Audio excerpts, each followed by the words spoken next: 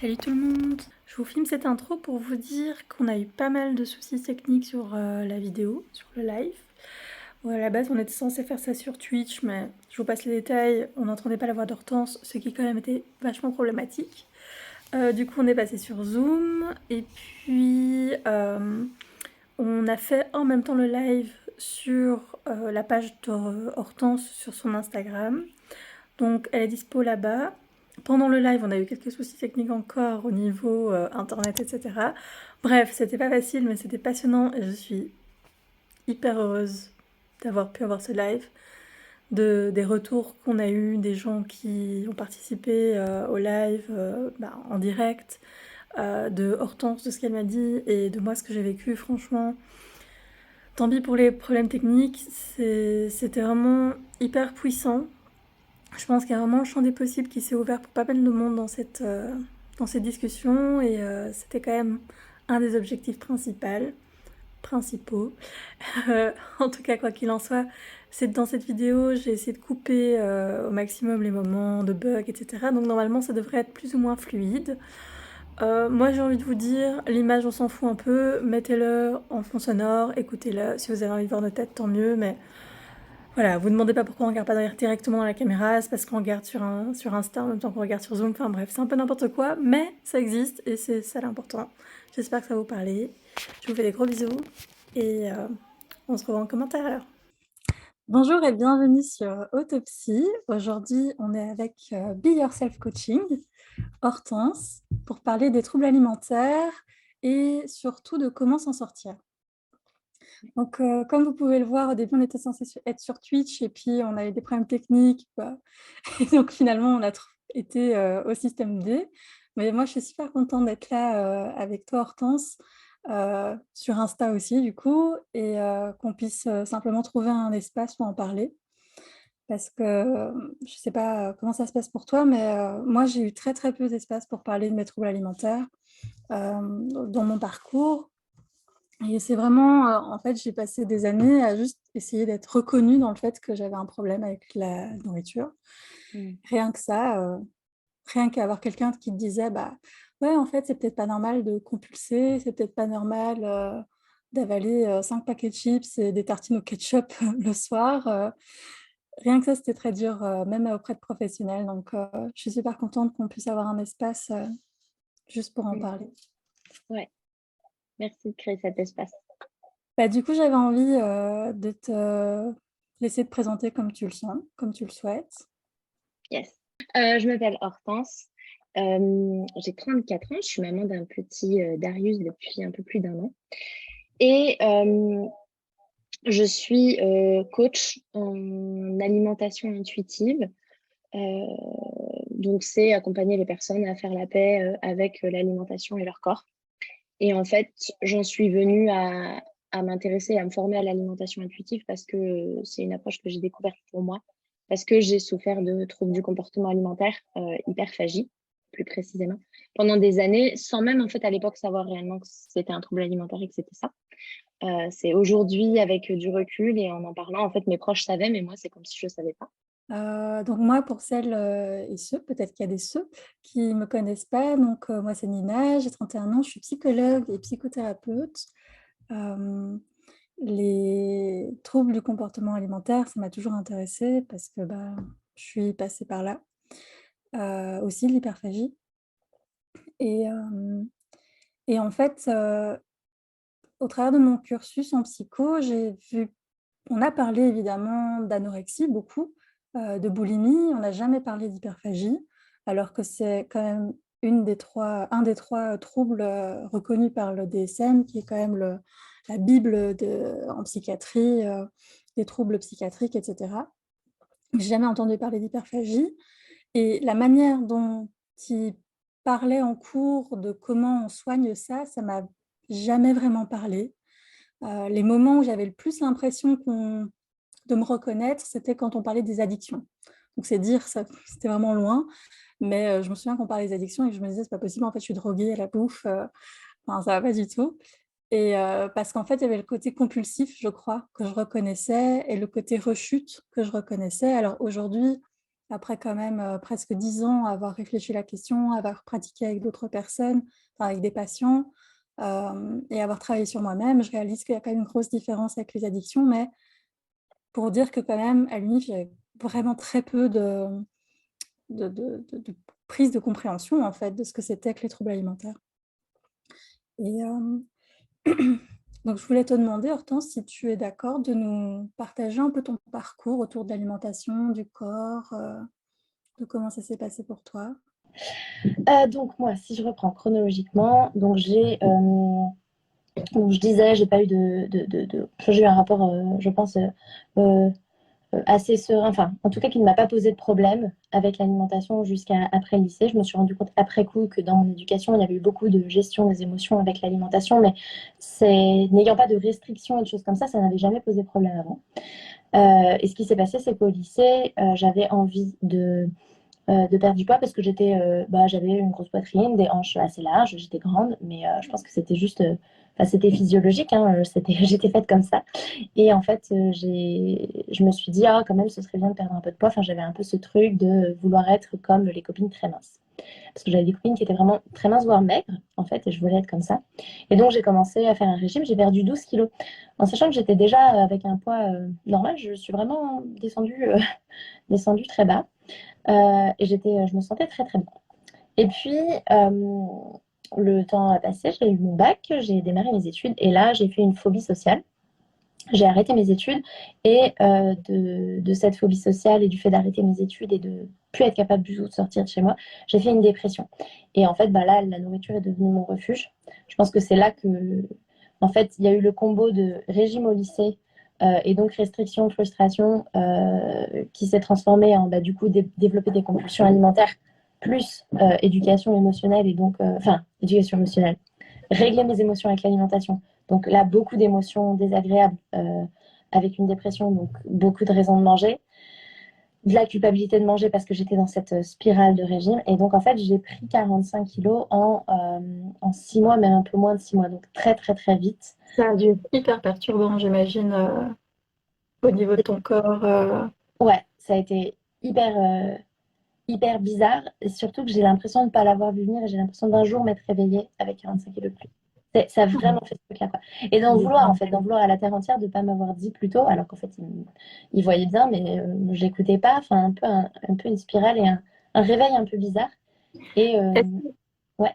Excuse-moi si je t'interromps, tu me dis, mais je me dis, est-ce que tu as, l'impression que durant cette période, tu étais déconnectée de ton corps, que tu n'as pas réalisé enfin, comment tu expliques du coup que tu as Ouais, ce choc à ce moment-là? je pense que j'étais déconnectée. Je pense que j'étais déconnectée et je pense qu'en plus, il y a un truc, parce qu'après, dans mon histoire, j'ai perdu du poids et repris du poids. Il y a un truc de décalage, en tout cas, que j'ai constaté à chaque fois. Je réalise avec beaucoup de retard que j'ai perdu du poids et je réalise avec beaucoup de retard que j'en ai repris. Donc, Ouais, je te rejoins complètement. mm, donc je pense qu'il y a les deux. Il y a un truc de clairement, j'étais complètement déconnectée de mon corps parce que j'étais capable de manger dans des quantités où en fait mon corps, je suis sûre qu'il criait stop, mais je ne l'entendais même Mais pas. tu l'entendais pas, ouais, ouais. Ouais. Et il y a un truc de décalage, de prise de conscience des conséquences, entre guillemets, ensuite. Ouais. Et, euh, et donc de là, ben, en fait, de là, après, a démarré beaucoup de régimes. Beaucoup, beaucoup, beaucoup de régimes. Très efficace, hein, je perdais beaucoup de poids très vite, c'était super. Et puis, mais c'est dur à tenir sur le long terme, donc je relâche le truc, et donc je reprends, et donc après je décide de reprendre. Je faisais du yo-yo sur 20-30 kilos, donc c'était un yo-yo, je pouvais avoir en fait dans ma garde-robe du 38 au 52. C'était genre, enfin voilà, je pouvais, je portais toutes les tailles entre 38 et 52. Sur 2 ans, ça allait fluctuer comme ça. Euh, donc, j'ai fait ça pendant très longtemps. Et puis, la première chose qui a un peu changé, ça a été de découvrir, enfin, de me former au coaching de santé aux États-Unis et là, d'entendre parler de écouter sa faim et sa satiété. Bon, ça a été hyper révélateur parce que c'était le premier truc de ah oui, d'accord, en fait, ça c'est possible. Et oui, Ouais. bah, finalement, c'est pas si bête que ça. Euh, J'aime bien parce que tu dis c'est possible. Genre, c'était tellement éloigné, t'avais tellement, comment dire, enfin, refoulé ce truc de écouter son corps à force de régime, j'imagine, à force de plein de choses, que du coup, rien que le fait qu'on te rappelle que c'est juste possible, en fait, d'écouter sa satiété, sa faim, c'était déjà une révélation, quoi. Ouais. Ça m'a paru un truc de ouf, genre, mais oui, évidemment. Et en fait, tellement simple, et pourtant, j'y avais tellement pas pensé. Je veux dire, il fallait que je fasse des calculs par A plus B de quand j'avais le droit de manger ce que j'avais le droit de manger, et c'était pas mon corps C'est qui ça. avait. Donc ça a été le premier truc. L'autre truc après, ça a été de comprendre vraiment l'alimentation émotionnelle et réaliser que je mangeais beaucoup, beaucoup pour des histoires de compenser les émotions. Mais de là, donc ça a été très révélateur au début. Et puis finalement, c'est devenu un peu du régime faim satiété et il faut plus jamais manger quand j'ai des émotions. Et donc, bah, en fait, parfois j'avais envie de manger et j'avais pas faim, et donc j'allais culpabiliser, et donc j'allais remanger. Et en fait, même si c'était beaucoup mieux, je continuais à avoir des formes de compulsion alimentaire ou de culpabilité. Alors, dans des proportions beaucoup moins importantes, puisque j'étais beaucoup plus à l'écoute. Donc j'étais capable de m'arrêter beaucoup plus vite, mais j'étais quand même capable de manger ma tablette de chocolat d'un coup, quoi, sans vraiment réfléchir. Et puis tout à coup, sentir que bon, je m'arrêtais à une tablette, là où avant j'aurais pu en manger trois, plus en fait, un peu de Nutella, quoi. C'était moindre, mais ça restait en fait. Ouais. Et c'est là que j'ai découvert l'alimentation intuitive, et que j'ai découvert qu'en fait, ben, on pouvait aussi manger quand on n'a pas faim. Enfin, c'était pas juste ça en fait, et que c'était autre chose. Et j'ai été plus loin dans se donner la permission inconditionnelle de manger, s'autoriser, s'autoriser en fait tout, s'écouter, mais s'écouter, c'était pas que le corps, c'est aussi les envies. En fait, bah, là, il y a une boîte de chocolat qui est ouverte. J'ai mangé il y a une heure, j'ai pas faim, mais en fait, j'ai juste envie de manger un chocolat. Bah, je peux le manger, il va rien se passer, c'est pas la fin du monde. Et comprendre ça, et comprendre aussi que l'alimentation faisait partie du processus de régulation des émotions, et que c'était normal. Mais que ce qui ne l'était pas, c'était de tomber dans des compulsions. Mais que, en fait, quelqu'un qui n'a pas de problème avec la nourriture est tout à fait capable de se faire un bon petit plat, ou ouvrir sa petite bière après une mauvaise journée. Totalement. Mm. Totalement ce qu'on nous diabolise, en fait, quand on fait des régimes. On te Ouais, dit non, t'as pas le droit. En fait, l'alimentation, quand tu fais des régimes, elle est hyper rationalisée, hyper externalisée de ton corps. Et du coup, tu peux. Surtout que souvent, quand on commence à être dans, on va dire peut-être pas des troubles, mais des difficultés par rapport à la nourriture, etc., ça va souvent être parce qu'on est dans une période difficile de notre vie déjà, où on a déjà envie de se dissocier un peu entre la tête, entre l'esprit, enfin le corps et tout. Et donc ça vient rajouter, les régimes viennent renforcer ce côté, il faut séparer corps et esprit. Ton corps, ce qu'il dit, faut pas en tenir compte. D'ailleurs, on va couper la faim, on va couper tout ça. mm, Et moi, ça me touche beaucoup ce que tu dis parce que une des manières, on en parlera, où j'ai commencé à réaliser qu'en fait les régimes c'était des conneries, c'est de vivre avec des gens qui avaient pas de problème avec la bouffe en fait, et de ouais, voir que eux ils se posaient juste pas ces questions-là quoi. ouais, complètement.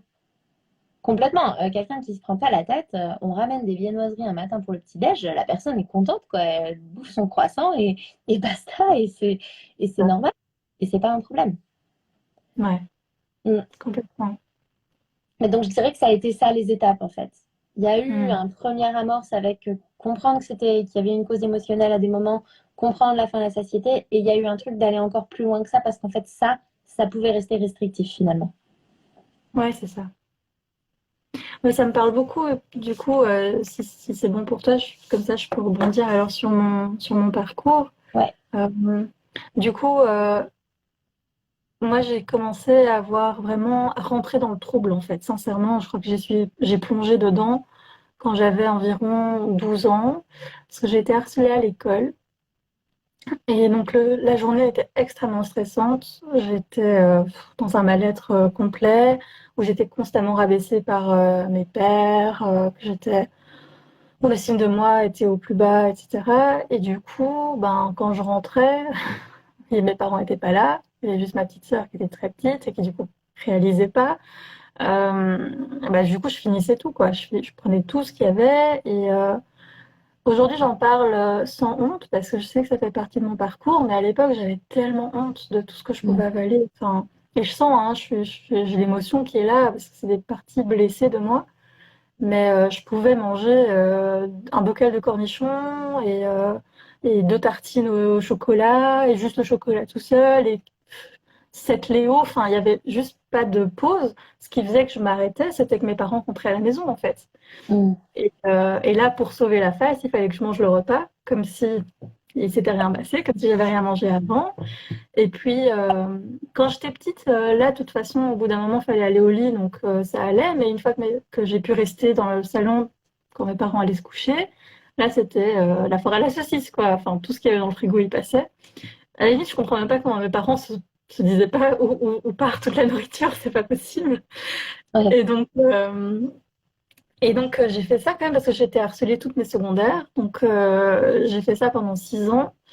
Et en fait, ça s'est installé et c'est vraiment devenu ma manière de gérer les émotions, que ce soit de la joie, de la tristesse, peu importe. Et il y avait le côté hyper habitué aussi, où j'étais conditionnée à ce que dès que mes parents allaient se coucher, j'allais dans les armoires, quoi. Il n'y avait plus même pas d'autre chemin possible. Il y avait vraiment quelque chose de très. Je me souviens que je parlais à ma psy à l'époque, je disais, c'est comme si je suis hypnotisée en fait. Je réalise même pas que je suis de retour sur le fauteuil avec mon paquet de chips. Ouais. Genre, à la limite, je le conscientise qu'au moment où le paquet de chips est fini, quoi. Et donc voilà, moi j'étais vraiment très très loin dans mon hyperphagie, avec pas de reconnaissance, comme je te dis, je me reconnaissais nulle part. J'avais l'impression que j'étais juste toute seule dans ma détresse, parce que parce qu'à l'époque on ne parlait pas d'hyperphagie, quoi. On parlait beaucoup de l'anorexie, et du coup moi je me disais je veux pas être anorexique parce que c'est pas bien, parce que ça fait du mal au corps. Et donc je voulais pas me faire vomir, je voulais pas avoir de comportement compensatoire. D'ailleurs, pour peut-être faire le point justement là, parce qu'on en parle, la différence entre les 3 troubles du comportement alimentaire qui sont reconnus par le DSM. Donc le DSM, c'est la Bible des troubles psychiatriques, qui est utilisée par les psychiatres pour prescrire des médicaments. Donc il y a l'anorexie, qui est l'anorexie mentale, hein, c'est quand c'est la tête qui fait qu'on ne mange pas. L'anorexie, c'est vraiment la restriction. C'est juste le fait d'éviter au maximum de manger. Mm. Il y a la boulimie, où là, en fait, on mange énormément, des très grosses quantités, mais on va avoir un comportement compensatoire, on va venir se faire vomir, prendre des laxatifs, enfin, voilà, donc plein de choses qui sont pas évidentes. Et l'hyperphagie, en fait, c'est a priori sans comportement compensatoire. Donc, du coup, moi, je pensais que l'anorexie, c'était se faire vomir. Donc, à l'époque, je mélangeais un peu tout ça. Et donc, je me disais, je veux pas être anorexique. En fait, si je m'étais fait vomir après des crises d'hyperphagie, ça aurait été plus de la boulimie. Ça, c'est peut-être un peu plus clair pour tout le monde. Mais non, je voulais pas de ça. Du coup, en plus, je le cachais à tout le monde. Et personne n'avait l'air de réaliser qu'il y avait un problème avec ce qui se passait dans les placards. Et j'ai grandi aux alentours de mes 20 ans. Donc, je suis psychologue pour ceux qui nous ont rejoints au milieu. Et donc, je faisais psycho. Et donc, je cherchais des solutions et je croyais à la psychothérapie, etc. Et donc, j'ai été à la clinique de l'obésité ici à Bruxelles en me disant, bah, eux, c'est des gens qui s'y connaissent, c'est des gens qui savent ces problèmes-là, ils vont pouvoir m'aider, je vais être entre de bonnes mains. Et je n'oublierai jamais parce qu'il y a vraiment, enfin, ça m'est resté. Je n'oublierai jamais que j'ai fait plusieurs séances avec ces psys. Et un jour, je lui ai dit, voilà, je pense que je fais de l'hyperphagie. Elle m'a dit, ah non, je crois pas. J'étais là, ben si, quand même. Et en fait, pour elle, j'étais pas suffisamment loin dans ma maladie pour mettre un nom dessus. Et donc, elle a complètement nié ma souffrance, nié le fait que j'avais aucun moyen de sortir de ça, que j'étais complètement dans des compulsions, complètement coincée en fait. Et, euh, et du coup, je me suis dit, bon, ben ok. Et alors, bon, en plus, elle était vraiment incompétente, sincèrement, elle faisait plus de mal que de bien. En fait, il y a plusieurs types de thérapies. Elle faisait des thérapies cognitivo-comportementales. Pour ceux qui connaissent, c'est des gens qui vont beaucoup donner des exercices, donc ça marche plutôt bien en fait. Et c'est pour ça que j'avais été chez elle. Et elle m'a vraiment fait perdre la foi. Heureusement que j'étais déjà en psycho, que j'y croyais, parce que je me dis, si les gens vont chez des psychologues qui sont spécialisés et qui leur répondent comme ça, mais évidemment qu'ils n'ont plus envie d'y aller, quoi. Ouais. Et en gros, je lui ai demandé de me donner des exercices et elle m'a dit voilà, une feuille, écris tous les aliments qui te font vraiment envie, quoi, ceux qui te font craquer. Donc, je pouvais en écrire 10. Donc, j'ai écrit les 10. Et elle m'a dit, voilà, ceux-là, tu peux les manger. C'était ça sa technique. Et même si une partie de moi savait que c'était pas juste, que c'était pas ça, il y a une autre partie de moi, la partie hyperphagique, que j'ai appelée Fatima par la suite. Je lui ai donné une forme, je lui ai donné un nom, etc., pour Mm. l'externaliser, la sortir un peu de moi. Elle l'a pris, elle l'a gardé, et à chaque fois que je me retrouvais, tu sais, devant le rayon des chocolats, elle me disait, bah, la psy a dit que tu pouvais en manger. Mm. Et donc, tu vois, enfin, ça venait vraiment nourrir, tous ces trucs-là venaient nourrir tout ça. Et ce qui m'a vraiment aidé à commencer à en sortir, la première chose qui m'a aidé, je pense que c'est le fait de faire du yoga. D'être dans la connexion à mon corps sans aucune notion de devoir maigrir, de devoir perdre du poids, juste être dans mon corps, sentir les limites, etc. Et juste me réapproprier mon corps. Alors, on pourra parler de dysmorphie ou dysmorphophobie plus tard, mais ça m'a vraiment permis de me reconnecter à mes sensations physiques, etc. Mm.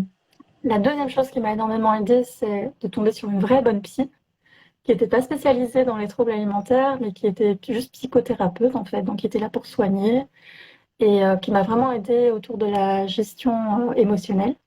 Et donc là, j'ai appris à gérer mes émotions, dans le sens pas de les contrôler, de les enfermer et de les mettre bien au fond, mais de pouvoir leur créer des espaces où on va pouvoir les accueillir, où juste elles ont le droit d'exister et que ouais, c'est peut-être pas agréable, mais c'est là, ça existe. Et du coup, petit à petit, ben, j'avais moins besoin d'enfuir mes émotions avec la nourriture, puisque ben, elles avaient aussi le droit d'exister, même si elles n'étaient pas très agréables. Et même, j'ai appris qu'en fait, accueillir ses émotions, ça fait du bien. Ça aide à métaboliser les choses, ça aide vraiment, ça sert à quelque chose en fait, les émotions. Donc, Mm. il y a eu tout ce processus-là. Et les deux dernières choses qui m'ont aidée quand même, c'est tout le travail cognitif, donc tout le travail sur les pensées. D'ailleurs, c'est là que je t'ai rencontré, hein, quand au niveau des coachings. Tout le travail sur les pensées, en fait, de me dire, bah, en fait, j'ai le droit de refuser un gâteau. J'ai le droit de dire non quand j'ai plus faim. J'ai aussi fait un énorme travail sur la satiété, sur la faim à ce moment-là. Juste parce que toi, tu vois, tu disais, ah, c'est possible. Moi, dans ma tête, je me disais, mais comment on fait? Mm. Comment je sais, comment je sens que j'ai plus faim? Enfin, ça faisait tellement longtemps que je m'étais plus posé ces questions-là. Je me souviens, je voyais les gens qui disaient oh, j'ai trop mangé, c'est bon, qu'ils arrêtaient de manger leur assiette au milieu. J'étais là, genre, comment ils savent qu'ils ont Mm. plus faim, tu vois? Et Ouais. donc, tous ces exercices de connexion au corps, de connexion à la satiété, à la faim aussi, de vraiment pouvoir sentir ce que c'est vraiment d'avoir faim. Mm. Tout le travail sur les pensées autour du social, autour de soi-même, etc. Et, euh, et aujourd'hui, pour moi, la dernière étape qui fait que vraiment je me sens soignée, c'est le travail avec ma petite voix, ma petite Fatima, qui, je pense, est plus là pour... ce que je commence à comprendre, c'est qu'en fait, elle n'est pas contre moi, mais qu'elle est avec moi, mais qu'elle a appris une très mauvaise manière d'être avec moi. Je pense qu'elle est Mm. très maladroite comme ça, mais qu'en fait, elle est dans mon équipe. Mm. C'est une très longue réponse, hein, mais c'est des parcours. Enfin, là, je te parle d'un truc, je crois que ça a duré plus de 15 ans, quoi. Donc, Ouais. Ouais, il y a deux choses il y a deux choses qui m'ont touchée et marquée dans ce que tu dis. Il y a en effet l'espèce de truc de... Moi aussi, hein, l'hyperphagie, j'ai su ce que c'était il n'y a pas très longtemps, en fait, hein. Quand j'étais à l'époque, hein, c'était il y a plus de 15 ans, on n'en parlait pas, en fait, quand ça a commencé pour moi. Et dans ma tête, ben, en effet, comme je me faisais pas vomir, j'étais pas boulimique, j'étais pas anorexique. Donc, ben, voilà quoi. Enfin, en fait... je grignote. Moi, je disais, je grignote. Ouais, c'est ça. Et moi, la solution a toujours été forcément de faire un régime, quoi. C'est comme si, moi, c'est marrant, c'est comme si j'étais dans un truc de j'ai jamais été accompagnée vraiment, en fait, là-dessus. J'ai été accompagnée sur ma phobie sociale et tout, mais sur mon comportement alimentaire, bah, globalement, alors après, je me suis fait accompagner notamment en alimentation intuitive, mais sinon, j'étais toute seule. Et, euh, et j'ai fait toute seule, en fait, tout. Je me suis formée et en me formant, j'ai compris et je me suis mise à bosser sur moi. Et l'autre truc, c'est les habitudes dont tu parlais. Euh, Moi, je me levais la nuit pour manger. Parce que, bah, pareil, il y avait une histoire de se cacher, en fait. Et il y avait une histoire de... je me souviens quand mes neveux et nièces venaient chez mes parents, ils achetaient plein de trucs trop bien, quoi. Des Kinder, des machins. Parce que je suis arrivée à un stade où on m'a confisqué mon argent pour pas que j'aille acheter. Alors, c'était à ma demande en fait, mais c'est hyper violent. Je me rends compte quand tu as 20 ans ou que tu n'as plus de moyens de paiement parce qu'en fait, sinon, on sait que tu vas aller acheter trop de gâteaux et trop de chocolat et que tu vas te faire péter le bide. Je trouvais ça horrible en fait. Enfin, avec du recul, je trouve ça horrible, mais c'était à ma demande. Mais du coup, j'avais pas forcément, j'ai jamais été jusqu'à voler. Maintenant que là, j'en parle, je me dis j'aurais pu en fait aller jusque-là, mais ça n'a pas été le cas. Mais du coup, j'étais un peu en mode, si j'allais chez des potes, bah, genre je pouvais piquer dans les placards ou discrètement prendre plus de gâteaux, en mettre dans mon sac pour pas qu'ils me voient manger, mais les manger derrière en cachette. Euh, et du coup, quand mes neveux et nièces venaient à la maison, ma mère remplissait les placards de Nutella, Kinder, trucs pour le goûter et tout. Et moi, j'allais tout taper la nuit, en fait. Et le lendemain, en plus, ce qui est drôle, c'est que j'étais un peu en mode, moi, on voyait bien que c'était plus là, mais je disais que c'était pas moi. Et du coup, je pense que c'était un secret pour personne que c'était moi, mais moi, j'étais là en mode, non, c'est pas moi, j'ai rien fait. Et en fait, pourquoi je parle de ça? Parce que quand tu parles d'habitude, bon là, je suis chez mes parents depuis 5 mois, situation un peu compliquée, mais en fait, à chaque fois que je revenais chez mes parents, je me réveille la nuit pour aller pisser, il y avait un truc d'aller voir dans les placards, en fait. Alors que c'est derrière moi. Mais ce truc, cette espèce de... C'était un J'ai la comportement même. habituel. Pareil. Mm. Pareil. C'est pour ça que je reste plus dormir chez mes parents parce qu'il y a mon cerveau, il est resté en mode, bah, si t'es dans le salon et qu'il y a personne, tu vas vider les placards. Enfin, tu vois, il y Ouais, a un truc comme ça qui est pas encore déconstruit, pas encore dissocié entre la maison de mes parents et l'hyperphagie. ouais. Et je trouve que c'est intéressant d'en parler parce que on peut faire beaucoup de travail sur soi. Et toi et moi, on a beaucoup travaillé sur cette question-là. Et mais il y a aussi un truc d'habitude à reconnaître, en fait, et se dire, si c'est une habitude, en fait, on peut casser une habitude aussi. On peut ne plus prendre cette habitude et accepter que c'est pas une rechute. Ça ne veut pas dire qu'on va pas bien, ça veut pas dire, c'est juste que on a ancré tellement en nous ce genre de comportement que bah, c'est très très long. Et quand on est quand c'est un truc, bah, genre aller chez ses parents, quand on vit plus chez ses parents et qu'on y retourne, c'est pas souvent qu'on va forcément redormir chez ses parents et tout. Et donc, bah, le truc étant rare, on revient, on est reconfronté à une situation Ouais, et les habitudes reviennent. tout à fait. Mais je me disais, toi, quel lien tu fais, parce que tu en as beaucoup parlé, j'entends que les régimes ont vraiment énormément joué dans ton histoire par rapport à la compulsion. Quel lien tu fais entre les régimes et toutes les restrictions que ça implique et les troubles du comportement alimentaire, ou en tout cas un rapport faussé, souffrant à la nourriture?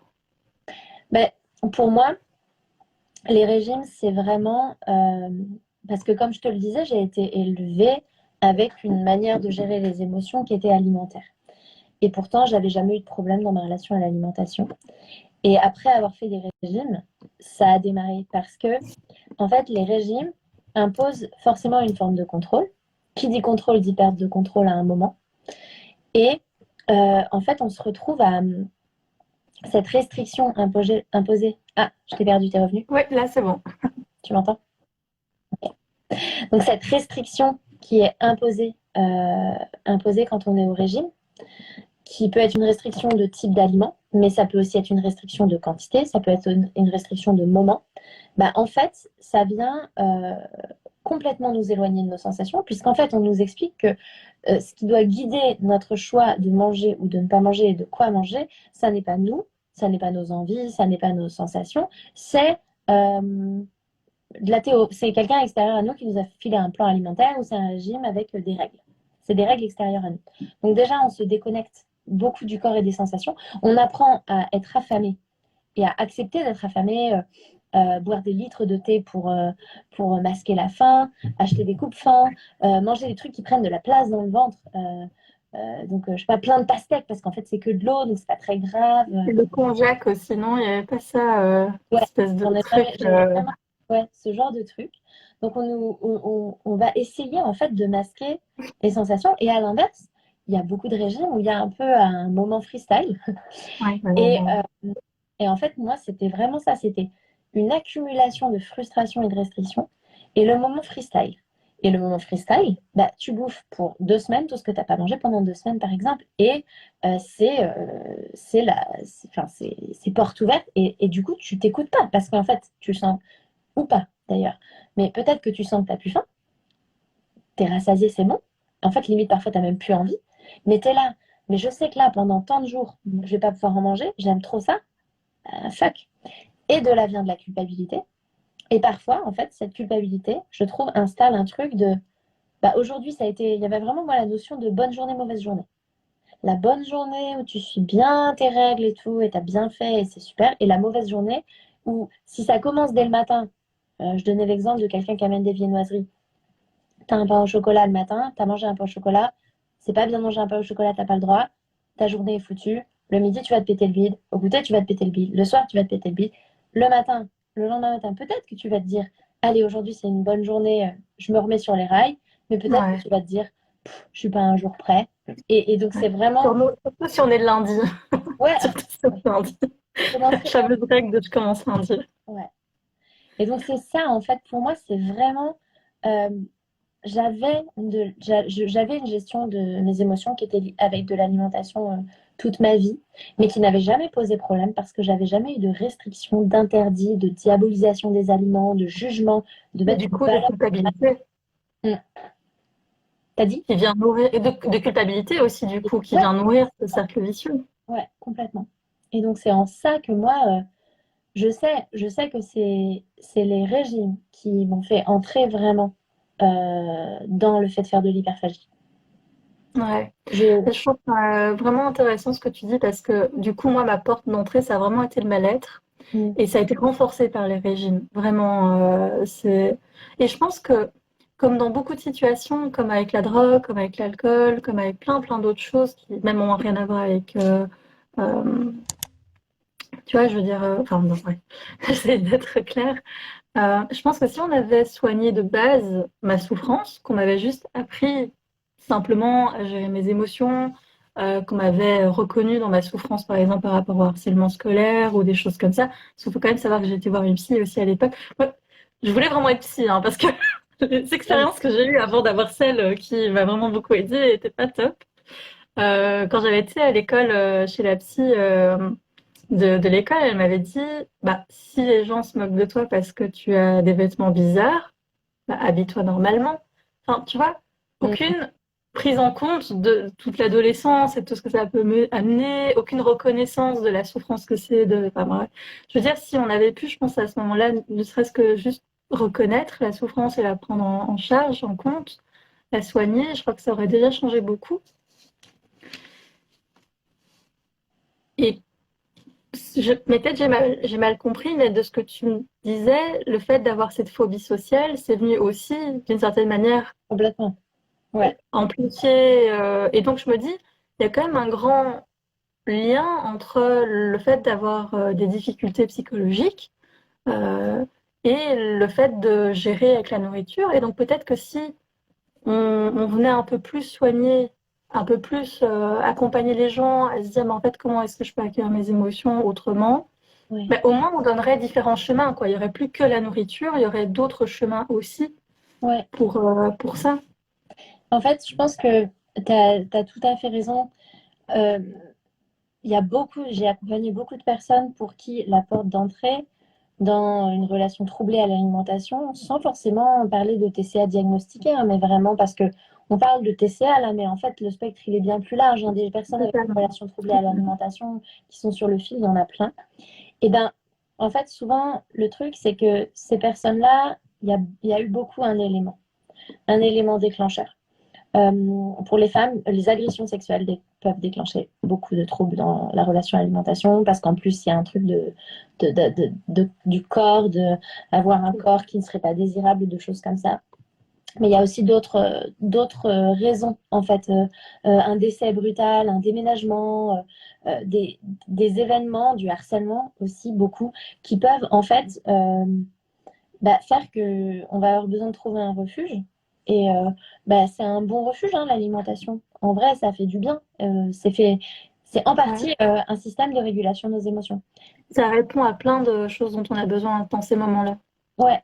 Mais ce qui se passe, je pense aussi, c'est quand du coup, il y a un peu une sonnette d'alarme de oh là là, attention au poids, et du coup, il va falloir que tu fasses attention, diabolisation, culpabilité, restriction. Et la t'ajoutes ta couche. Ouais. Et là, ben, ça explose en fait.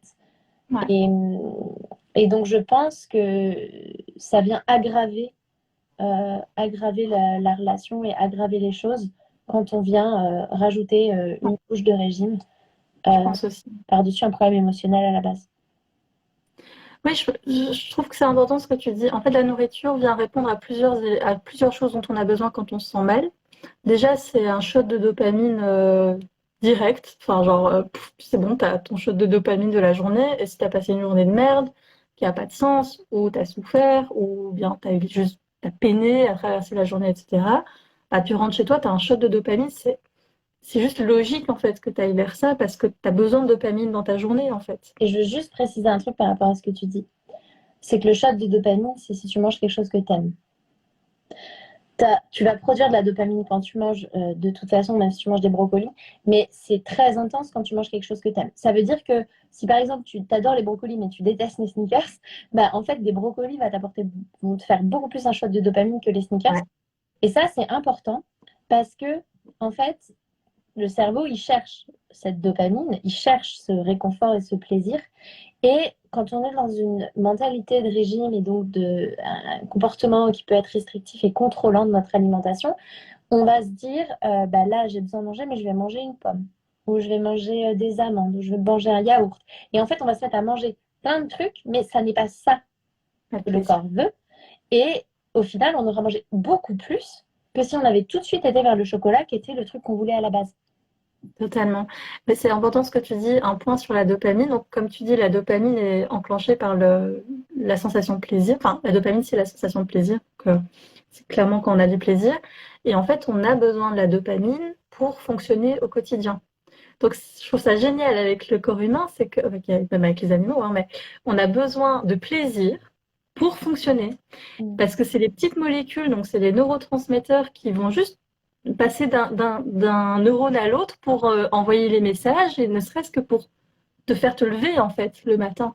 Donc c'est juste vital en fait. On peut pas vivre sans dopamine et quand tu es dans une période de ta vie qui est hyper stressante, qui a pas de sens, etc., où tu forces tout le temps, bah du coup tu as déjà un niveau de dopamine qui est plus bas et si tu viens ajouter le régime par-dessus, mais tu Ouais. te prives en fait de ton essence, de ce qui fait que tu te réveilles le matin. Mm. Et donc ouais, c'est super important ce que tu dis. Et je peux Ouais, vas-y. dire, Ouais, vas-y. en fait, moi j'aime bien ce dont je parle souvent avec les personnes que j'accompagne, c'est qu'on a une jauge de plaisir chaque jour. Et en fait, on a besoin qu'elle soit remplie. Et quand on a une vie qui nous fait chier, on est dans une relation de couple qui nous fait chier, ou on n'a pas de relation de couple, et du coup ça nous fait chier, et on est dans un travail qu'on n'aime pas, ou on fait des études qu'on n'aime pas. Et bien en fait, à la fin de la journée, notre dose de plaisir, enfin le plaisir il est là, et on a besoin de le remplir en fait. Et la nourriture permet ça. Et c'est aussi pour ça que quand on travaille, je trouve, sur son rapport à l'alimentation et qu'on apaise ça, souvent, après, on ouvre le champ des possibles sur, en fait, travailler d'autres domaines de vie et se poser des questions sur les autres domaines de vie pour apprendre justement à aussi trouver du plaisir ailleurs et à avoir cette jauge de plaisir qui est pleine en prenant plaisir à faire des choses parce que c'est aussi un indicateur. Si tous les soirs, systématiquement, on doit manger une boîte de cookies ou une tablette de chocolat et pour finalement que ce soit notre plaisir de la journée, notre rendez-vous plaisir, bah, ça indique qu'il y a peut-être un truc à aller regarder du côté du reste de notre vie aussi. Totalement. Et c'est pour ça, je pense que la première thérapie qui m'a vraiment aidée, c'est la thérapie qui s'est décalée de la nourriture en tant que telle et qui a pris ça comme un symptôme de quelque chose Mm. d'une souffrance ailleurs en fait. Ouais, Et c'est ce que j'essaye aussi de faire avec mes patients, c'est ok, c'est un symptôme, donc c'est un bon indicateur, c'est un très bon signal. Et ce que je fais dans ma vie aussi, hein, si tout d'un coup je commence à avoir de nouveau des crises compulsives ou quoi par rapport à la nourriture, ou que j'entends les petites voix, la Fatima qui se réveille en mode tu devrais pas manger ça ou tu devrais manger ça, etc. Je me dis ouf, il y a peut-être quelque chose dans ma vie avec quoi je suis pas totalement alignée. Donc c'est un très bon signal du fait qu'il y a peut-être des choses à soigner, à prendre soin, je veux dire. Ailleurs que juste se fixer sur le symptôme, parce que je pense vraiment que c'est un symptôme, quoi. C'est la partie émergée de l'iceberg, quoi. ouais, complètement. Il y a un deuxième point que tu as relevé, donc ça répond en effet à plusieurs choses, je pense, donc à la dopamine, mais aussi aux besoins. Alors ça peut être l'un ou l'autre, mais soit d'éteindre le corps, moi, je sais que ça me permettait de complètement éteindre, de complètement dissocier mon cerveau et mon corps. Ou à l'inverse, de ressentir quelque chose, quoi, de vraiment venir sentir physiquement quelque chose. Et par exemple, une chose, ma psy travaillait beaucoup avec l'hypnose et elle me disait, mais c'est quoi la sensation physique que vous avez quand vous mangez? Et en fait, je me sentais ancrée. Mm. Bon, c'est dire quand même, dans la vie, on a besoin de se sentir ancré. Et tout le reste du temps, en fait, j'étais tellement anxieuse que je me sentais jamais ancrée. Et du coup, la nourriture me permettait de m'ancrer. Et ce que ça me permettait aussi à d'autres moments, quand le stress était vraiment trop grand, c'était de me dissocier. J'étais plus là, je te dis, j'allais au frigo, je revenais, j'allais au frigo, je revenais, je savais même plus ce que j'avais mangé, quoi. Tellement j'étais dans un état, comme on est dans un état d'hypnose, quoi, de semi-conscience, comme ça, parce que le shot de sucre, là, il te fait te sentir un peu dans les vapes aussi, d'une certaine manière. Donc, ça, c'est, je pense, aussi une grande fonction que ça peut avoir, en tout cas pour l'hyperphagie et la boulimie. On pourra parler de l'anorexie qui fonctionne un peu différemment après. Euh, et du coup, je voulais rebondir par rapport à la dysmorphie. Enfin, maintenant, on appelle ça la dysmorphie. Avant, moi, j'ai toujours appris dysmorphophobie, mais c'est un peu long et ça fait un peu peur comme mot. Mais, euh, mais je sais pas si c'est quelque chose que toi, tu as pu vivre ou qui te parle. Euh, Euh, je, je sais pas, enfin, je te disais avant qu'on démarre que moi, ce que j'avais vécu, c'était une inconscience de mon corps, c'est-à-dire le truc de euh, prise de poids très rapide et puis après parfois perte de poids qui fait qu'en fait, j'étais incapable d'estimer la taille de mon corps, je me cognais beaucoup, j'allais vouloir enfiler un pantalon et je passais pas les genoux alors que j'étais persuadée que ça, c'était évident que ça m'allait. De me voir en photo et d'avoir un choc en fait quand je me voyais en photo de oh, c'est moi ça. Enfin, et, euh, et donc, je sais pas si c'est de la dysmorphophobie parce que je suis pas méga spécialiste de la Ça question. se rapproche en tout cas. Mais moi, j'ai reconnu ces symptômes-là en tout cas. Ouais. Ouais, mais c'est ça en fait, hein. Donc après, c'est comme toujours, tu as différentes intensités, puis ça peut changer en fonction des moments de ta vie, etc. Mais la dysmorphie, enfin dysmorphophobie, ou c'est le même mot en fait, c'est c'est l'impression que ton corps est différent de ce que les autres vont percevoir. Donc, chez les personnes qui ont des troubles du comportement, des conduites alimentaires, ça va souvent être se voir plus gros. Mais sincèrement, moi j'avais vu une étude, j'en ai pas vu beaucoup plus, donc faudrait prendre avec des pincettes. Mais j'ai vu aussi une étude qui disait que ça pouvait être l'inverse, que des personnes qui sont obèses, par exemple, se voient plus minces en fait. Ouais. Et moi, ça me parle très fort parce que comme toi, il y avait des moments où je me voyais en photo et je te jure, je me disais, c'est qui cette personne? Enfin, si je me voyais de dos, par exemple, j'étais là, mais je ressemble pas à ça, enfin, c'est moi, parce que je me visualisais vraiment beaucoup plus mince. Et donc ça peut être dans les deux sens. Alors, il y a une notion de plus aussi, c'est que cette chose que tu vois un peu différemment que ce que les autres voient, il y a la notion que tu le vois comme un défaut aussi. Mm. Il y a vraiment ce rapport négatif à cette partie de ton corps. Ouais. Et ça joue quand même très fort dans l'anorexie. Ça, c'est souvent des personnes qui vont se voir plus grosses que ce que les autres les voient, quoi. Ouais. Ouais. Complètement. Et je sais pas si toi, tu as des choses à dire par rapport à ça, mais une manière pour moi de me reconnecter justement à mon corps et de me réapproprier mon corps, de sorte, enfin, je sais pas si j'étais très loin non plus hein, dans la dysmorphophobie, etc. Mais clairement, je me situe un peu sur le spectre quelque part.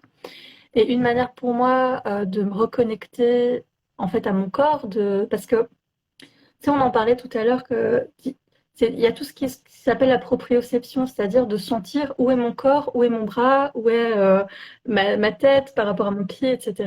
C'est ce qu'on appelle la proprioception. Et j'avais un peu parfois l'impression qu'il y avait un décalage, tu vois, que j'avais pas une très bonne proprioception. Et je l'ai surtout senti quand j'ai commencé à faire des arts martiaux et où le prof disait fais ça et moi je faisais ça et mon mec me disait t'es pas du tout dans la bonne position et qu'il me mettait mon bras mais genre la différence était loin tu vois et en fait je réalisais que j'étais déconnectée de mon corps. Mm. Je ne le voyais pas comme il était, je le sentais pas là où il était Et une des premières choses, donc du coup, il y a eu les arts martiaux, mais la toute première chose qui m'a aidé à me reconnecter à mon corps, ça a été le yoga. Parce que le yoga, en tout cas la prof que j'avais était géniale. Il n'y avait pas d'enjeu. C'était juste entre moi et mon corps. Il n'y avait pas de question de performance. C'était pas pour perdre du poids. En plus, elle faisait ça ressemblait beaucoup à de la méditation en mouvement. Donc, elle te disait jamais c'est bien ou c'est mal. Et ça m'a juste permis de sentir, en fait, que quand je touche mes pieds, ça fait ça, que quand je fais une torsion, ça fait ça, que mon corps il se met comme ça, et sans aucun enjeu en fait. Et pour moi, ça a vraiment été la première étape à me reconnecter à mon corps, quoi. Et ça, dans les troubles alimentaires, je trouve que c'est tellement important. Ouais. Moi, je pense que ça a été la méditation. Parce que je faisais beaucoup de méditation type body scan.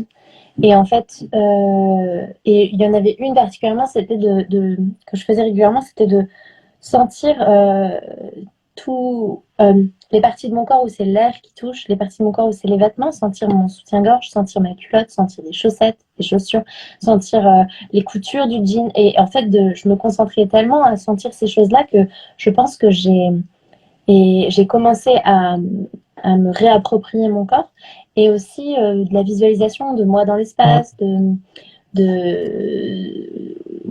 moi touchant la chaise ou où est-ce que je suis en contact. Et donc, je pense que la méditation a beaucoup aidé. Et, et, les, et je t'en parlais avant aussi, avant qu'on lance le live, les vêtements. Alors, c'est pas forcément quelque chose que moi j'ai expérimenté, mais ce que je remarque, c'est qu'en fait, dans les personnes que j'accompagne, il y en a beaucoup qui n'ont pas des vêtements à leur taille. C'est-à-dire qu'ils soit mettent des vêtements beaucoup trop grands pour se cacher, soit ont des vêtements trop petits parce qu'elles ont honte d'aller sur une taille supérieure.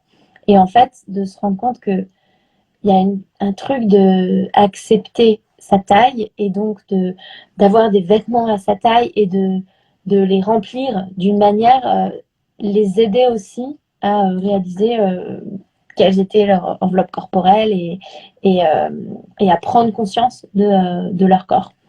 Je ne l'ai pas expérimenté moi, mais les personnes que j'accompagne l'expérimentent. Moi, je l'ai eu pendant une période, en fait, dans ma tête. Je pouvais acheter des pantalons jusqu'au 44. Je sais pas, dans ma tête, ça passait le 44. Mais s'il fallait, je te dis 46, j'achetais pas. Et du coup, je me retrouvais sans pantalon jusqu'à ce que je perde le poids, tu vois. Mais il y avait des moments où j'étais vraiment vachement limitée, tu vois, parce que le poids, ça se perd pas aussi facilement, surtout quand tu as des difficultés alimentaires. Mais même de manière générale, t'as pas un contrôle absolu sur ton poids. Et du coup, je refusais d'acheter des pantalons qui étaient en 46. Genre vraiment, littéralement, c'était non, quoi. Et du coup, je faisais autant de magasins qu'il fallait, parce qu'on sait bien que tous les pantalons, toutes les tailles, ça veut rien dire, jusqu'à ce que je trouve un pantalon qui était en 44 et qui était à ma taille, qui donc, en fait, officiellement, aurait pu être un 46. Donc, je faisais de l'évitement, en fait. Je voulais pas juste comprendre que, bah oui, j'avais pris du poids. Ouais. Et ça, pour moi, c'est super important parce que ça montre, tu vois, tout le travail cognitif dont je te parlais. Pourquoi est-ce que ce chiffre-là aurait été pire qu'un autre? Pourquoi est-ce que ça a amené de la culpabilité? Pourquoi est-ce que ça me donnait l'impression que j'avais moins de valeur parce que j'avais pris 5 kilos? Enfin, je trouve que tout ce travail de se dire l'important, c'est juste que je sois confortable dans mes vêtements. C'est peut-être juste pour ça qu'on achète des fringues. Et de toute façon, franchement, ça veut tellement rien dire les chiffres des vêtements ou les chiffres sur la balance. Le fait de déconstruire toutes ces pensées de régime, ces pensées de la diet culture, mais au-delà de la diet culture de notre société et de tout ce qui est sexiste dans la société, enfin, moi, le fait d'être avec un homme qui se pose pas de questions autour de ça et qui est en forme et qui est bien dans son corps et qui est pas du tout en souffrance autour de la nourriture, enfin, je veux dire, le mec, il se dit, oh, faudrait peut-être que je perde un peu de poids. Et il va chercher un milkshake, tu vois. Je suis pas du tout dans des préoccupations comme ça. Et il perd le poids parce que je sais pas comment il fait, parce qu'il a pas de problème, il a rien dérégulé dans son corps, donc ça fonctionne. Ça m'a tellement ouvert les yeux, en fait, sur là où mes pensées à moi, mes croyances à moi, elles étaient, déjà, j'étais pas alignée avec elles, donc j'avais plus envie de les avoir. Et en fait, elles empiraient mon cas, tu vois. Alors que j'avais l'impression au début que ça allait m'aider de penser comme ça, en fait, ça empirait ma situation. Ouais. Et juste, par contre, pour moi, mais c'est ma vision. Si ton mec dit il faudrait quand même que je perde un peu de poids, c'est un peu de la diet culture quand même. Très probablement. Très Ça, probablement. c'est mon. Ouais. Ouais, mais je pense qu'on est tous pris hein, dans la diet culture à des niveaux différents, mais tu vois, que dans sa tête, ce soit pas euh, un big deal, Ouais, tu vois, et qu'il rentre pas dans des restrictions et qu'il change pas toute sa vie et qu'il soit pas en souffrance et qu'il ait pas de culpabilité, ouais. et juste qu'il se dise, oh, je suis un peu moins bien dans mon corps en ce moment, du coup, je vais peut-être faire plus, enfin, souvent, il fait d'ailleurs plus de sport, je vais peut-être faire plus de sport ou des trucs comme ça. Ouais. Juste voir qu'en fait, ça peut ne pas être une souffrance, c'est, Et c'est important, je trouve, parce que je, je suis anti-diet culture, mais anti-diet culture si ça fait souffrir, en fait. Enfin, moi, je conçois qu'il y ait des gens qui vont exercer soit une petite forme de restriction, soit faire comme tu dis, ton mec, c'est-à-dire, oh tiens, là, je vais faire un petit peu plus de sport, parce que, oh tiens, je me rends compte que j'ai pris du bide. Mais pour qui ce ne sera pas un big deal? Et pour qui ça va rien générer et ça va rien créer. Alors là, je me dirais, pourquoi changer un truc qui fonctionne en fait chez les gens? Et donc, moi, je trouve que c'est quand on a une relation troublée à l'alimentation et à son corps que un très bon moyen. Et j'ai étudié différentes choses, je me suis formée à différentes approches, mais clairement, pour moi, l'approche de l'alimentation intuitive et le rejet de la culture des régimes est vraiment ce qui aide à se sortir de ça. Mais ça ne veut pas dire que tout le monde doit forcément le faire, tu vois. ouais, je vois très bien. Je vois très bien. Et parce qu'on avait aussi parlé peut-être de l'entourage. Je pense que le fait d'être entouré de personnes qui sont à fond dans la diet culture ou dans une espèce d'orthorexie, vous savez, c'est les gens qui sont en mode il y a des bons aliments et des mauvais aliments et quel est le meilleur aliment, etc. Alimentaire, je crois que c'est, enfin, je pense sincèrement que c'est pas très sain. Quand je vois la génération de ma mère, à quel point elles ont été prises, enfin franchement ça me fait de la peine, Mm. à quel point elles ont été prises dans des injonctions à la minceur, puis pas à la minceur exactement, mais aux formes, mais à certaines formes. Bon, on est toujours nous aussi prises dedans, mais et comment en fait elle pensait que c'était bien. Enfin, ma mère, je pense qu'elle pensait que c'était bien de me transmettre ça, tu vois, parce que c'était vraiment dans une idée de comment bien prendre soin de soi. Et donc, c'est super bien emballé, c'est fait avec beaucoup d'amour, mais en fait, ça fait super mal, quoi. Et quand tu grandis avec ça, ou quand tu es entouré de gens qui sont à fond là-dedans, enfin, moi, je connais des gens, enfin, ou mes patients qui me disent, en fait, moi, j'essaie d'être plus confortable avec mon rapport à la nourriture, mais j'ai des collègues qui sont à fond dedans et qui viennent critiquer, qui viennent dire, tu vas manger tout ça, tu vas faire tout ça.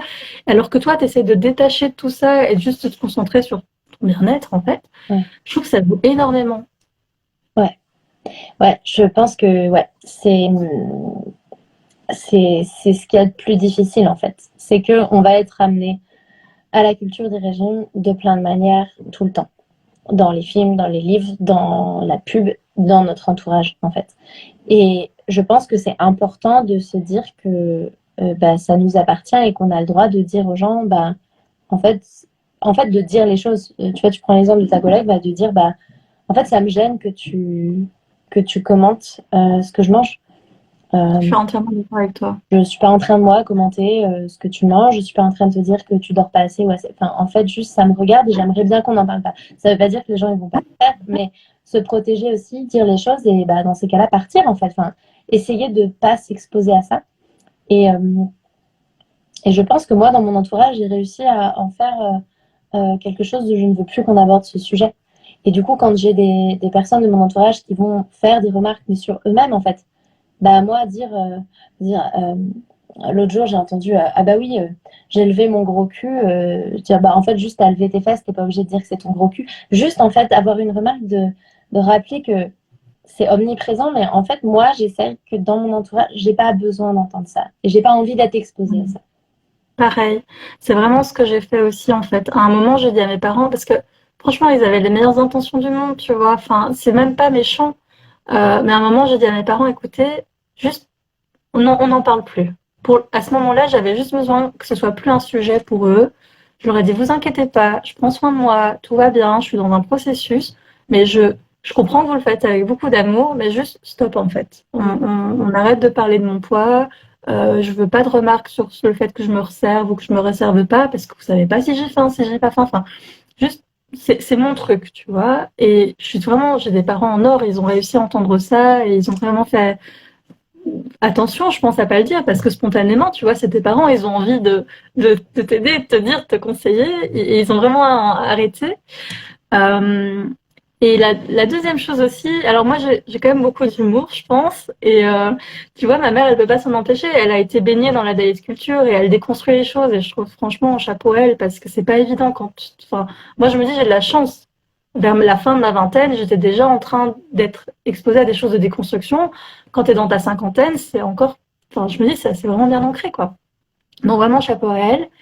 Et un jour, je me souviens, tu sais, il y avait un truc avec des côtes d'or, avec plein d'assortiments de côtes d'or. Et moi, j'adore goûter des trucs. Et donc, je regardais si on avait que j'avais pas encore goûté, quoi. Enfin, genre, je suis là, oh, est-ce que je les ai tous goûtés? Et j'en prends un pour voir ce que c'est. Et elle me fait, ah, ça, tu peux manger, c'est du noir. Mm. Donc, derrière, je fais, ah, parce que les autres, tu m'interdis de manger. Et tu vois, ce côté miroir et elle était là, genre, mais non, jamais, je t'interdirais de manger. Enfin, Ouais. le côté de pouvoir renvoyer un peu comme toi tu dis le truc de ben tu sais c'est intrusif enfin avec de l'humour mais dire c'est intrusif en fait quand tu me dis ça c'est pas cool enfin Mm. bah, je trouve que ça aide aussi à rendre les relations plus saines et du coup être dans un environnement beaucoup plus sain. Ouais, complètement. Et ça aide aussi à ne plus mettre autant de poids sur l'apparence physique, le poids, parce que bah, on sait en fait maintenant que plus on va focaliser sur le poids, plus on va focaliser sur essayer de contrôler ça, moins ça va fonctionner. Et donc en fait, on a besoin de s'en détacher et ça aide. Et ce que je trouve intéressant dans ce que tu dis, c'est que c'est le genre de remarque que tellement de personnes ont intérieurement aussi, en fait, dans leur tête de c'est du noir, donc ça c'est ok. Et on se rend pas compte, en fait, à quel point ça peut paraître une phrase anodine, mais à quel point elle a un impact. À quel point le fait de ne pas choisir le noir, justement, il peut y avoir une pensée qui pop et il peut y avoir un comportement alimentaire derrière qui va être modifié à ce moment-là. Complètement. Et j'adore hein, parce qu'en fait c'est vraiment de la diet culture internalisée. Il y a pas longtemps j'ai une amie qui me dit enfin, elle avait mangé le début de son sandwich, et puis elle avait plus faim, donc elle avait pris l'autre à emporter, tu vois, l'autre moitié. Et puis, je sais pas, 2 heures plus tard, elle me dit oh là là, j'ai vraiment super faim, je vais quand même manger l'autre moitié. Et en fait, elle commence à se justifier auprès de moi du fait de manger sa deuxième moitié de sandwich. Je dis mais tu sais, enfin, tu fais ce que tu veux, enfin, c'est ton corps, c'est ton sandwich, mange si tu veux. Et elle était là, mais oui, en fait, t'as raison, enfin, quelle charge mentale c'est cette diet culture? Et au-delà de la diet culture, le fait de s'épiler, le fait de se raser, le fait d'avoir des jolis cheveux, enfin, tu vois, toute cette charge mentale qu'on porte en tant que femme, c'est bon, quoi. Il y a un moment, ça nous appartient pas. On peut laisser aux gens à qui ça appartient, on peut s'en détacher. Je pense sincèrement que c'est hyper important de réaliser comme tu dis, ça peut t'appartenir. Tu peux être le genre de personne qui a envie de compter ses macros, qui a envie de compter tout ça, qui a envie. Ok, mais tu as tout à fait le droit de te le prendre. Mais si ça t'es pas aligné avec ça, moi par exemple, je suis pas alignée avec ça, bah ok, ça m'appartient pas, je peux le laisser de côté. Et puis, Ouais, complètement. j'ai envie de te proposer de clôturer avec deux questions que j'ai pour toi, et j'y répondrai aussi. La première question, c'est quel conseil tu donnerais à quelqu'un qui est en difficulté avec la nourriture, que ce soit des troubles alimentaires ou juste une difficulté ou des questionnements, pour aller mieux dans son processus. Être accompagné. Être accompagné et se rapprocher de personnes qui peuvent vivre la même chose pour aussi voir qu'on n'est pas seul. Parce que je pense que c'est deux choses. En fait, c'est la solitude face à ce genre de troubles. Donc, l'impression peut-être d'être pas normal ou de se demander. Alors, aujourd'hui, moi, j'ai l'impression que je baigne dedans. Donc, c'est difficile pour moi d'imaginer qu'il y ait des gens qui puissent penser ça parce que j'ai l'impression d'entendre parler de ça tout le temps. Mais je sais qu'il y a énormément de biais. Les algorithmes veulent bien me montrer que ce qu'ils veulent. Donc, je pense que c'est important de ne pas rester seul avec ça. Et je pense que c'est important d'être accompagné aussi. Et je ne sais pas si ça répond à la question, mais un truc de en fait, c'est juste bien plus complexe que ce que tu Manger manges au pain. et ce que tu fais comme exercice physique. Le corps humain est bien plus complexe que ça. Et donc, d'arrêter de se taper dessus en se disant qu'en fait on a un pouvoir absolu là-dessus et c'est juste qu'on n'y arrive pas parce qu'on est nul et qu'on manque de volonté, parce que ça c'est se fourrer le doigt dans l'œil très très très profond et se faire beaucoup de mal. La volonté, moi je dis toujours à mes patients, la volonté c'est le petit sel que tu mets par-dessus ton plat pour un peu relever le truc, mais tu fonctionnes pas à la volonté en fait. Tu vas pas juste manger du sel, tu vois, c'est Ouais, non. c'est dégueulasse. Ouais. Ça, c'est pas donc la volonté, ça vient un peu pimper ton truc, mais c'est pas du tout la base, c'est pas du tout le cœur de ton truc. Moi, ça me parle énormément ce que tu dis.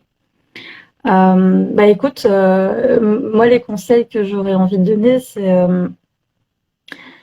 c'est vraiment, alors que ce soit accompagné ou pas, moi aussi, j'ai été accompagnée et je te rejoins dans mon parcours, j'aurais aussi envie de donner ce conseil, mais accompagné à pouvoir trouver d'autres manières de gérer les émotions. Et gérer, ça veut pas dire refermer, ça veut pas dire mettre sous le tapis, ça veut dire parfois refermer, mais aussi ouvrir, accueillir.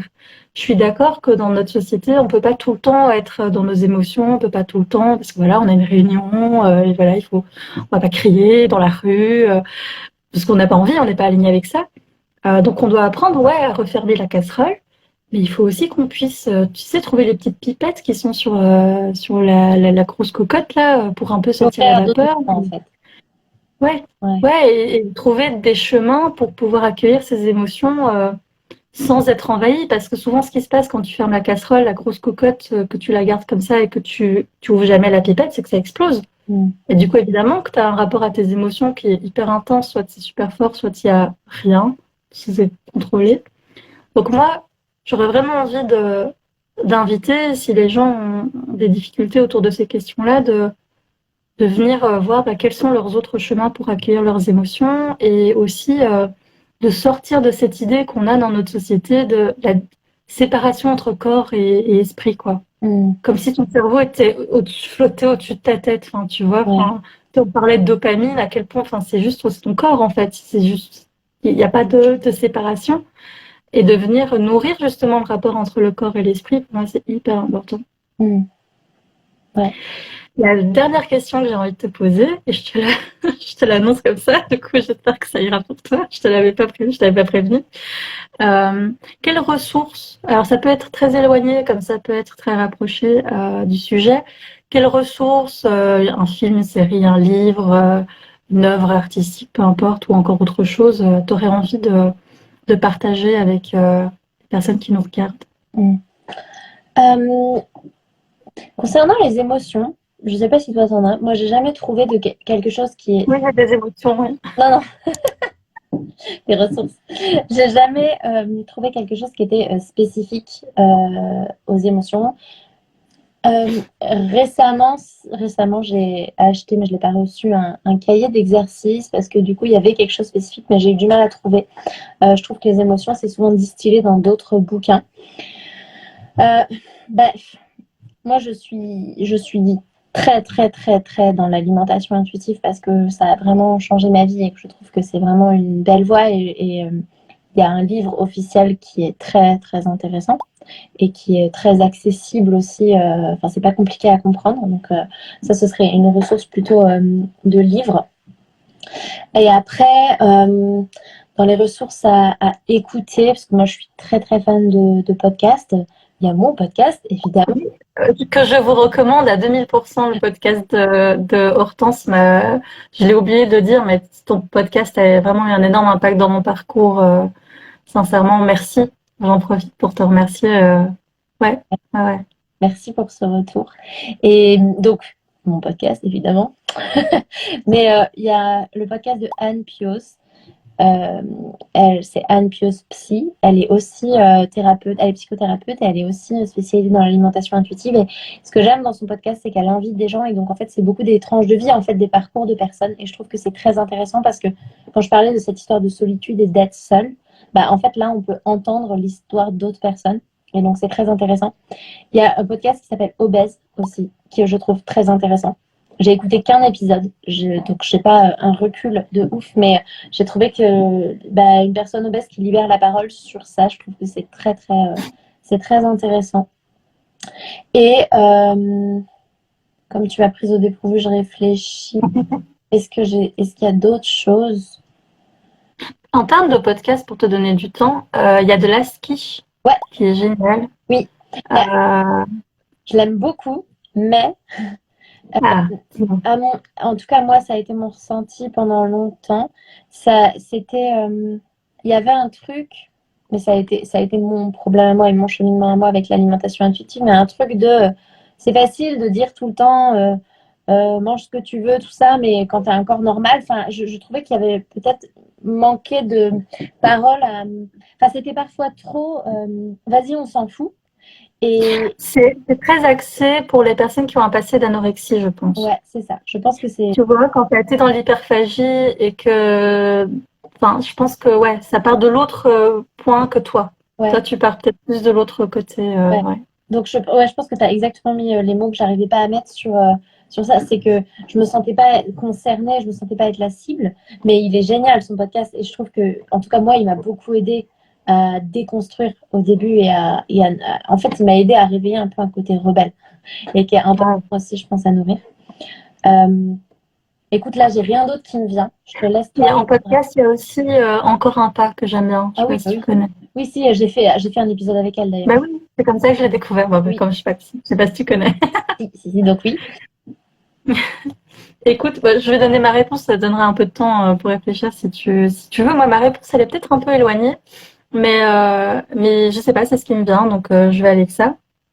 Je vous conseille à 2000% la série Crazy Ex-Girlfriend, qui a l'air de rien dans les premiers épisodes, ça fait hyper gnangnan et je pense que c'est fait exprès. Et c'est dommage parce que ça peut faire perdre des gens en cours enfin au début, mais je vous la conseille tellement parce qu'en fait ça parle du parcours d'une nana qui va à la rencontre d'elle-même, qui déconstruit énormément de choses, de ce qu'elle croit qu'elle doit être, comment elle doit être, ce qu'elle doit faire, etc. Qui se découvre en fait elle-même et qui va vers un épanouissement personnel. Et ça parle pas, je pense pas qu'elle ait des troubles alimentaires ou quoi. Enfin, je m'en souviendrai pas en tout cas. Mais ça parle d'aller vers soi et d'apprendre à se connaître. Et je pense que les parcours de TCA, c'est aussi ça, quoi. C'est aussi beaucoup ça. Mm. Moi, la ressource qui me vient, c'est ça. Et alors, si je peux faire mon auto-promo Bon. sur ta page, Et en même temps, je cherche sur parce que ton moi aussi, j'ai Instagram. une ressource qui me vient.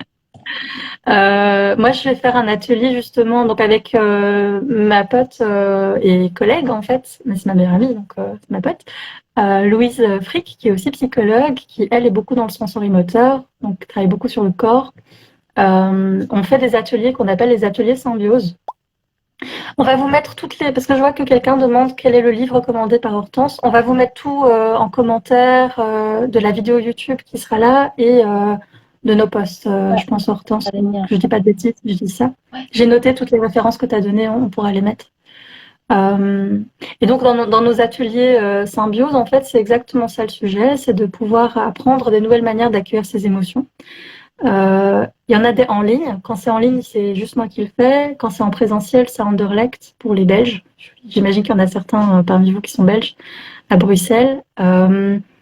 Et là, le prochain atelier, ce sera le 10 septembre, le samedi 10 septembre le matin.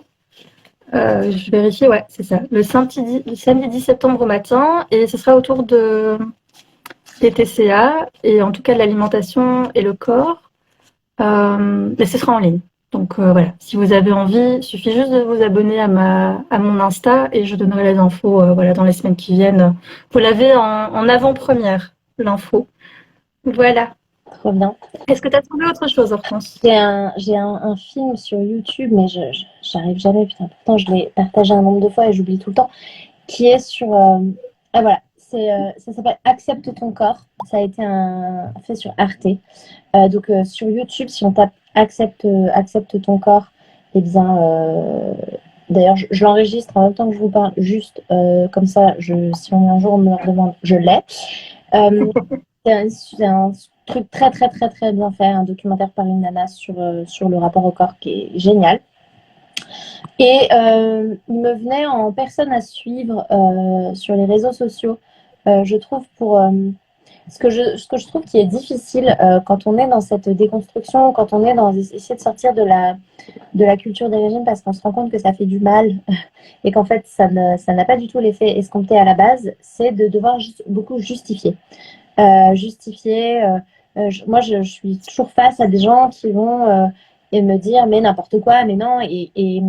Et en fait, je trouve que dans ce cas-là, c'est important de se rapprocher de la science aussi et de la recherche parce qu'il y a vraiment des gens qui font de la recherche et qui vont dans ce sens-là. L'alimentation intuitive, c'est basé sur énormément de recherches. De suivre le compte d'Alicia Sicardi qui est chercheur dans tout ce qui est comportement alimentaire et c'est très intéressant, je trouve, d'avoir aussi un côté scientifique parce que j'ai l'impression qu'il y a c'est tellement ancré en nous qu'il nous faut des preuves pour être capable de déconstruire. Il y a un peu un truc comme ça. Je suis bien d'accord. Et moi, je pourrais aussi en mettre après. Mais en fait, sur mon compte Instagram, vous allez voir dans les stories à la une, il y a une story à la une qui s'appelle Suivez-les. Et là, vous allez voir toutes les personnes que je vous conseille de suivre, dont Hortense, bien sûr. Et dans le tas, il y a aussi une nana, mais dont j'oublie toujours le nom de son compte est en anglais et du coup, je retiens pas le nom de son truc. Mais en gros, l'idée, c'est qu'elle vient débunker tout ce qui est Photoshop, etc. Et donc là, pour tout ce qui est dysmorphophobie, ça aide énormément. Ouais. Bah, du coup, Hortense, ça m'a fait tellement de bien et tellement plaisir de partager ça avec toi. J'avais pas envie de parler d'un sujet aussi singulier, mais en même temps partagé par tellement de personnes dans le monde, toute seule en fait. Ouais. J'avais vraiment envie d'être dans le partage et en plus, toi, tu pratiques et tu prônes aussi l'alimentation intuitive, qui pour moi est un des chemins à recommander à 100% pour les personnes qui ont envie d'être dans un meilleur rapport à l'alimentation et au corps. Et donc, c'était super important pour moi de partager ça avec toi. Donc, je te remercie vraiment d'avoir partagé ce moment avec moi. Et à toi. voilà. Merci. J'espère que ça t'a plu. Ouais, j'ai beaucoup aimé ce moment aussi. Et on a bravé la technique. Donc, Ouais, on a été jusqu'au bout, la résilience ici. Mais vu qu'il y a plein de choses à dire, on aura peut-être l'occasion de refaire un live ou quoi, et d'aborder encore d'autres sujets, ouais, d'autres aspects de ce sujet ensemble ou quoi. Ça me ferait bien plaisir. Carrément. Allez. Passe une bonne soirée. Toi aussi. Et à bientôt tout le monde. Bye bye. Merci de nous avoir suivis. Merci.